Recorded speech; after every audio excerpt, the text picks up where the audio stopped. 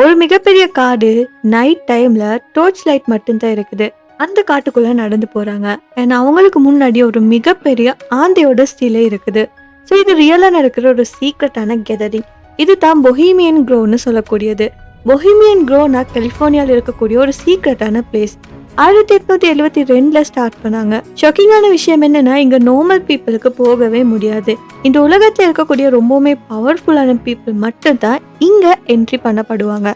So இந்த இடத்துல என்னென்ன ரகசியங்கள் இருக்குது, ஏன் பவர்ஃபுல்லான பீப்புளுக்கு மட்டும் இங்க போக முடியும், இங்க என்னெல்லாம் நடக்குது, இதெல்லாம் என்னத்தை இன்னைக்கு நம்ம இந்த வீடியோல பார்க்க போறோம். இப்போ வாங்க வீடியோக்குள்ள போகலாம்.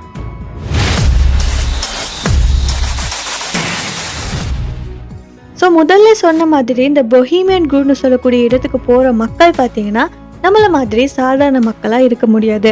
அவங்க கிட்ட ரொம்பவுமே பணமும் பவரும் வேணும். ஸோ அப்படி போகிற ஆட்கள் யாருன்னு பார்த்தீங்கன்னா நாடுகளோட தலைவர்கள், அதாவது ஜனாதிபதிகள் அண்ட் பணக்காரர்கள், பெரிய நிறுவனங்களோட தலைவர்கள், செய்தியாளர்கள், அது மட்டும் இல்லாமல் ஊடக தலைவர்கள், இவங்க தான் போவாங்க. உதாரணமா சொல்லணும்னா சில அமெரிக்க ஜனாதிபதிகள் கூட இங்க வந்து சேர்ந்திருக்காங்கன்னு சொல்லப்படுது. ஸோ இதுல சேர்றது சாதாரணமா பதிவு செய்ய முடியாது. ஸோ இந்த பொஹீமியன் க்ரூல மெம்பர் ஆகணும்னா இன்விடேஷன் அனுப்பப்படும். அதுக்கப்புறமா அதுக்காக அதிக பணம் கட்ட வேண்டியதா இருக்கும். ஏன்னா அவங்க கிட்ட உலகத்தில் இருக்கக்கூடிய செல்வமும் அதிகாரமும் இருக்கணும். ஸோ இதெல்லாம் இருந்தா மட்டும்தான் அந்த பொஹீமியன் க்ரூல மெம்பர் ஆக முடியும். ஸோ இந்த பொஹீமியன் க்ரூல சில வியர்டான ரிச்சுவல்ஸ் எல்லாம் நடக்குதுன்னு சொல்லப்படுது. இப்போ ரொம்பவுமே முக்கியமான விஷயம் என்னன்னா, இங்க க்ரீமென்ஷன் ஆஃப் கேர்னு சொல்லக்கூடிய ஒரு ரிச்சுவல் நடக்கும். ஸோ இந்த ரிச்சுவல் இரவு நேரத்தில் தான் நடக்கும். இங்க பாத்தீங்கன்னா ரோப்ஸ் போட்ட உறுப்பினர்கள் ஒரு உடலை எடுத்துட்டு வருவாங்க. அதுக்கப்புறமா அந்த இடத்துல பாத்தீங்கன்னா 40 அடி உயரமான ஒரு ஆந்தையோட சிலை இருக்கும். ஸோ அந்த உடலை அந்த ஆந்தையோட சிலைக்கு முன்னாடி வைப்பாங்க. அதுக்கப்புறமா அந்த சிலைக்கு முன்னாடியே அந்த உடல் எரிக்கப்படுது. ஸோ அதிகாரப்பூர்வமா இதோட விளக்கம் என்னன்னா, அதாவது ஏன் இந்த சடங்கை பண்றாங்கன்னு கேட்டதுக்கு சொல்ற விளக்கம் என்னன்னா, இந்த பொஹீமியன் க்ரூல இருக்கக்கூடிய மெம்பர்ஸ் பார்த்தீங்கன்னா ரொம்பவுமே பவர்ஃபுல்லான ரிச் பீப்புளாக இருப்பாங்க.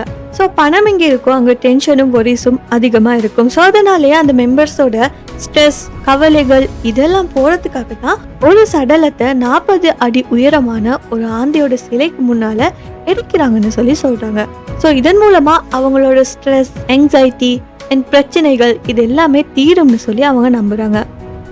இங்க இருக்கக்கூடிய ரிச்சுவல்ஸ் தான் வியர்டா இருக்குதுன்னு பார்த்தோம்னா, அதே சமயம் இங்க இருக்கக்கூடிய ரூல்ஸுமே ரொம்பவுமே வியர்டா இருக்குது அண்ட் ஸ்ட்ரிக்டா இருக்குது. இங்க இருக்கக்கூடிய சில ரூல்ஸை பார்த்தோம்னா, பெண்கள் உள்ள போக முடியாது, ஊடகங்கள் எல்லாம் அனுமதிக்கப்பட மாட்டாது. அதாவது பத்திரிகையாளர்கள், ஊடகங்கள் இவங்க யாருமே உள்ள போக முடியாது. அண்ட் புகைப்படம் எடுக்கக்கூடாது, வீடியோ எடுக்கக்கூடாது, போன் இந்த இடத்துல கொண்டு போக அனுமதிக்கப்பட மாட்டாது. ஸோ இதனால இங்க நடக்கிற எல்லா விஷயமே பார்த்தீங்கன்னா வெளியில தெரியாம ரொம்பவுமே சீக்ரெட்டா தான் இருக்கும். இந்த சீக்ரெட் தான் இந்த இடத்தோட மர்மத்தை இன்னுமே அதிகரிக்குதுன்னு சொல்லலாம். அப்படி வெளி உலகத்துக்கு தெரிய வரவே கூடாதுன்னு நினைக்கிற அளவுக்கு இந்த இடத்துல என்ன இருக்குதுன்னு கியூரியோசிட்டியை தூண்ட வைக்கும். ஸோ இப்படிப்பட்ட ரொம்பவுமே மர்மமான உலகத்துக்கு வெளியே வராத சில தகவல்களை உள்ளடக்கிய இடம் பத்தி கன்ஸ்பிரசி தியரிஸும் பேசப்படுது. சிலர் சொல்றது என்னன்னா, உலகத்துல முக்கியமான முடிவுகள் எல்லாம் இங்க தான் எடுக்கப்படுதுன்னு ரகசிய ஒப்பந்தங்கள், பேச்சுவார்த்தைகள் இதெல்லாம் இந்த பொஹீமியன் க்ரூன்னு சொல்லக்கூடிய இடத்துல தான் நடக்குதுன்னு சொல்றாங்க. அது மட்டும் இல்லாம மர்மமான வழிபாட்டு சடங்குகள் எல்லாம் நடக்குதுன்னு சொல்றாங்க. 2000 ஒரு செய்தியாளர் ரகசியமா இதை வீடியோல பதிவு செஞ்சிருக்காரு.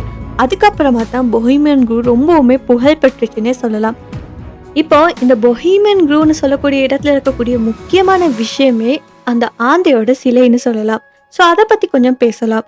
அதிகாரப்பூர்வமான விளக்கம் என்னன்னா, இந்த சிலை அறிவு மற்றும் ஞானத்தை குறிக்கக்கூடிய ஒரு சின்னமா இருக்குதுன்னு ஆனாலும் சிலர் சொல்றது என்னன்னா, இது பழைய தேவதைகள், அது மட்டும் இல்லாம மறைமுகமான மரபுகளோட தொடர்புடையதுன்னு நினைக்கிறாங்க.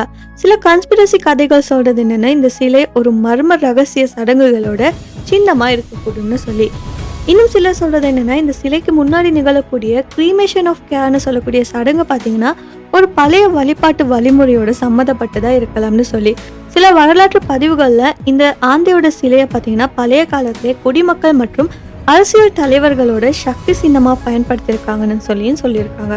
ஸோ அதனால இந்த சிலை உலகத்துல ரொம்பவுமே சக்தி வாய்ந்த மக்களுக்கு மர்மமான ஒரு சின்னமாகவும் அவங்களோட ஸ்ட்ரெஸ்ஸை நீக்கக்கூடிய சடங்கு செய்யக்கூடிய ஒரு இடமாகவும் இருக்குன்னு நம்பப்படுது. ஆனா உண்மையிலே இதை என்ன செய்யுதுன்னு யாருக்குமே தெரியாது. அதனால தான் இந்த இடத்தோட மர்மத்தையும் இந்த சிலையோட மர்மத்தையுமே இன்னும் அதிகரிக்க வைக்குதுன்னு சொல்லலாம். இந்த உண்மை யாராலையுமே இன்னைக்கு வரக்கட்டுமே உறுதியாக கூற முடியாமல் இருக்குது.